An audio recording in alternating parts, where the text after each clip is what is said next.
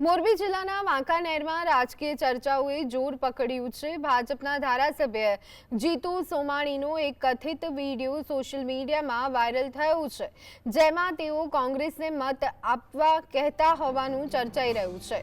વિડીયોમાં ધારાસભ્ય પાણીની સમસ્યા અંગે વાત કરતા પાણી તમે ક્યારે છોડાવી દઈશ એવું કહેતા સંભળાઈ રહ્યા છે।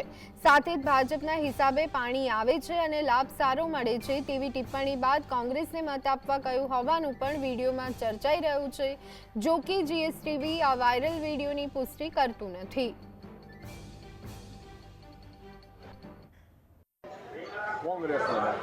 ના, એમાં અમને નહીં ફાવે, કારણ કે અમને 5 વર્ષથી આમાં લાભ મળે। એ લાભ તો મારે દેવરાવો હોય ને એમ? હા, તો હું કહું એમ કરો ને। હા, નામ જો કોંગ્રેસને પાણી કયો ત્યારે છોડાવી દઈશ। કાંઈ વાંધો નહીં, બસ ઈથી આપણે કાંઈ વધારે ન જોવે। અત્યારે 2 ફાર્મ પાણી હાલે મસ્ત, 50 વીઘા જમીન હોકરાને કાંઠે છે।